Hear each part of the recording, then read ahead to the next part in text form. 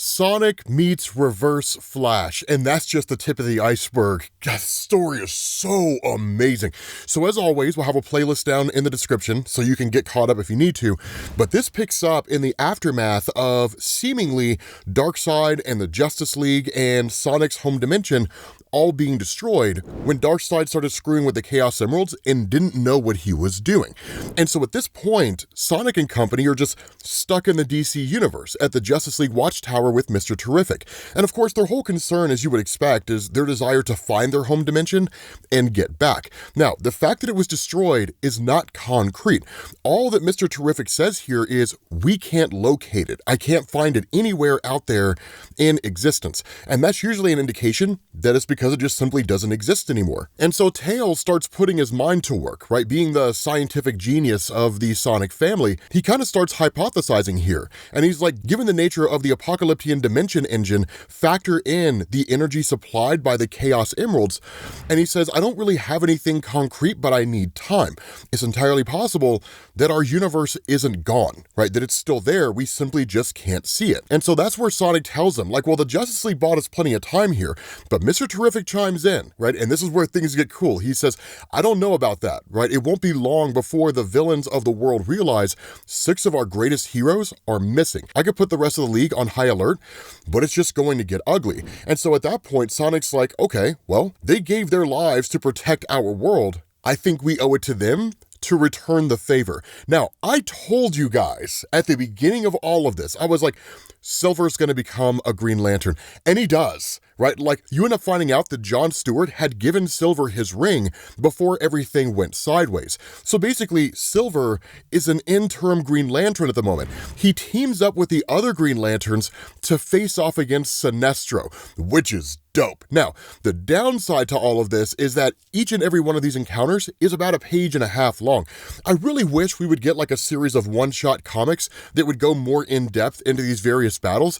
It would be a license to print money, if we're being honest with ourselves. But it is cool to see Silver teaming up with like Chip and Tomar-Ray and Kilowog and these guys facing off against Sinestro. What's crazy about this is Sinestro's power has been amplified and no one really knows how, right? Like, why is Sinestro stronger than he's ever traditionally been? Now, of course, in true DC Sonic crossover fashion, Silver defeats him with like a giant hammer, right? You know, I mean, would that happen in Green Lantern's mythos? No, not at all. But who cares? This crossover's fun, and that's the only thing that really matters.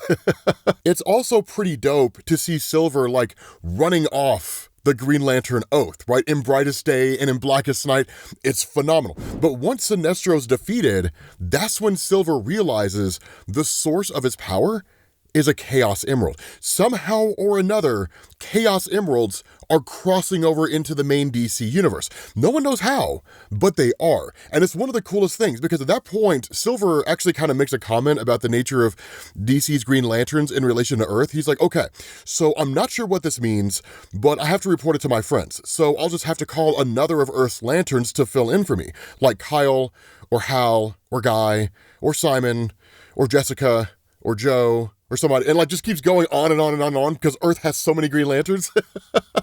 But then you pick up in Sector 2814, which is basically just Earth in the DC universe, and like Gorilla Grod, right, is just going on a rampage, doing Gorilla Grodd stuff, right? Villains doing villainous things.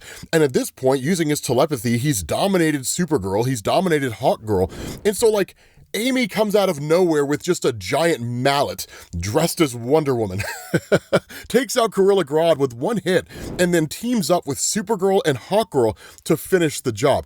It's amazing, right? Not only that, you end up learning that Gorilla Grodd amplified his telepathy because of a Chaos Emerald. So at that point, it's just kind of like, okay, cool. So like everybody's getting their hands on one. Then you pick up with Knuckles, who's basically the new Superman. This one's particularly amazing. I love the way that this is done, right? Because Knuckles is kind of flying through Metropolis. And he's like, okay, so on the one hand, this isn't so bad, right? It's a big city, but not nearly as big as my island. So patrolling it takes no time at all. He's like, but on the other hand, it's a big city. So many layers, so bright and noisy. It can be challenging to keep track of it all. And he says, but Superman did it and looked after the whole world too. So I'm going to have to just put in extra work to be as good of a guardian as he was. In the midst of all of this, he's called down by Lois Lane and kind of starts talking to her, right? And one of the things she says is like, Lex Luthor wants to meet with you. Like literally, he wants to speak with you. Now, one of the things to know is that while Knuckles is no fool, right? I mean, he was born at night, but he wasn't born last night. The reality is that with Lex Luthor, it's somebody that he's not necessarily familiar with. I would say Lex Luthor isn't really that far removed for someone like Dr. Robotnik in the Sonic universe or Dr. Eggman. I always forget which one is which or if they're both the same thing. But Lex Luthor is kind of in a league of his own in some ways.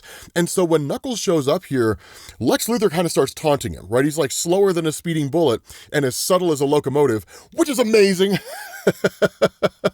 Right? But then at that point, Lex Luthor makes a pitch, right? Like, you know, Knuckles is like, what is it that you want? And Lex is like, peace, right? Believe it or not, I've been watching you for quite some time. And unlike your predecessor, you don't flaunt your godly powers. You're certainly more capable than most humans, but you still have very moral limits. And yet you take on the burden of protecting everyone and everything to the best of your natural talents. I can respect that. I am a man of considerable means. I can support you in ways the Justice League cannot and will not. We could be quite the influential duo. You and I, what do you say? And that's where literally Knuckles is like, look, man, I've heard this before. Right? Like, I've heard this whole thing before. So understand, like, I'll be watching you. Like, I'm rejecting your offer, but I'll be watching you. And so Lex Luthor reaches into a box. And this is like the most villain of the week, Lex Luthor, 1950s hand-wavy nonsense. But it's so amazing at the same time because he's like, a pity you share the Kryptonian's moral failings. I wonder, do you share his weaknesses too? And pulls out what he thinks is green kryptonite. And Knuckles just grabs it and he's just like, oh, you found a Chaos Emerald. You finally did something right, Luthor. And Luthor's like, a Chaos Emerald? He's like, yes, a Chaos Emerald, right? Take it as a token of my sincerity. Like, he's literally trying to play on the whole thing, right? You know, and he's like, think hard about what we could do together. Now, of course, coming into such a close scenario of him getting his head punched off by Knuckles or something like that, that Lex Luthor goes back to basically pour himself a drink. And Knuckles makes it his last one. He comes flying in through the window and just cold cocks this guy. And it's just like, you were trying to poison me thinking it was kryptonite, weren't you? And then, like, at that point, you jump over to the Joker and Shadow. And this is one of the things that I think everybody was kind of looking forward to, right? Like, when Shadow takes the role of Batman, what happens when he encounters the Joker? This version of Joker is Steve Englehart Joker, essentially, right? The one that inspired the entire Joker depiction in Batman the Animated Series.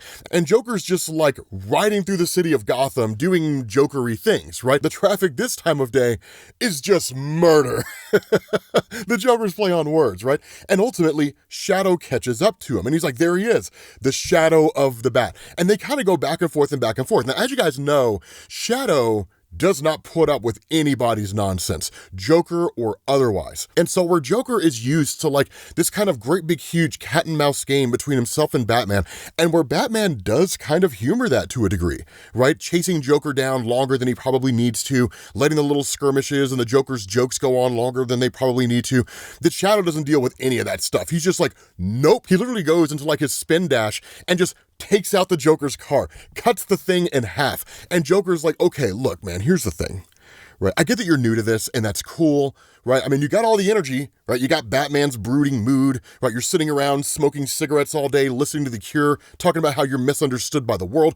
But there's a cadence to this sort of thing, right? The dreary little Gothamites expect a show. So next time, give them a show. And Shadow's just like, no. And then he just like kicks Joker in the face. And then he finds that Joker has a Chaos Emerald. Now, here's a problem with this Chaos Emerald and the way that it's depicted. Shadow doesn't pick the Chaos Emerald up until Joker's just laying down ass up in the air, which seems to give us some indication of where the Chaos Emerald was being held. Now, whether or not that's the case, I don't entirely know, but given the nature of the Joker, it's probably true. Then, the moment you've all been waiting for, you pick up with Sonic, and Reverse Flash. And this is dope because Eobard Thawne is just running with the Chaos Emerald in his hand, because by this point we kind of know what's going on, right? And so Sonic is literally like, that does not belong to you and means the world to me. If you hand it over, we'll let bygones be bygones. Now, as you guys know, Eobard Thawne has an obsession with Barry Allen, so much so that in Jeff Johns' Flash Rebirth, we ended up learning Eobard Thawne is the reason Barry became the Flash in the first place. That Eobard Thawne had manipulated his life, both tragedy and successes, to make sure Barry became the Flash. And so he says, you are in no position to make demands of me, no more than you have any right to wear that uniform. Because for Eobard Thawne, it's a very personal thing. And of course, Sonic responds the way you would expect him to, right? Pretty judgy from someone calling himself Reverse Flash. Do they not have a thesaurus in the future that you're from? And the response of Eobard Thawne, the real Flash was a hero. I saw to that myself, tempered through tragedy and loss. But you're a child playing dress up, a smart mouth pretender who lacks the focus and conviction to fill the Flash's boots. And literally, Thawne tells him, you're not good enough to be his replacement. You're not even good enough to be his fake. And that's where Sonic is just like, man, you're pretty fast. And that's where Thawne is like, I'm the fastest man alive, unchallenged now, and you'll never retrieve your precious gem. And Sonic snatches out of his hand before he can even realize what's going on. And like in the greatest response, he's like, oh, I'm sorry. Did I move too fast for you to see? Let's try again.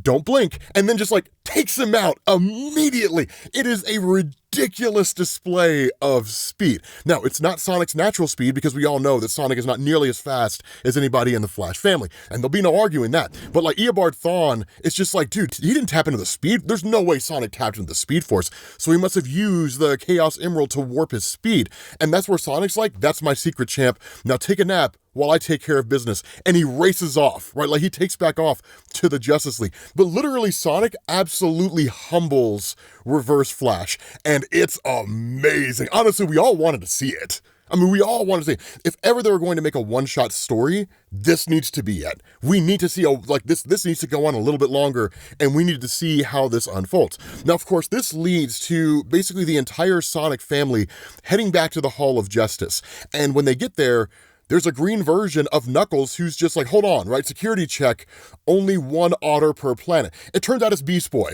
right? Now, of course, this tells us that we need to absolutely have a crossover between the Sonic family and the Teen Titans. Tell me that would not be amazing. But once they actually get inside the building itself, after being given a little bit of a hard time by Beast Boy and learning that Beast Boy can turn into any one of the Sonic characters, which will probably become a plot device later on down the line in the story, that what they end up realizing here, literally Tails says, the Teen Titans and I managed to wrestle this away from that fanatic brother blood. Between us all, we found 6 of the 7 emeralds. I'm certain the last one is not on this Earth. I've been working on a hypothesis, and now we can finally test it. And that's where Amy's like, the other emeralds are detecting the last one in another dimension.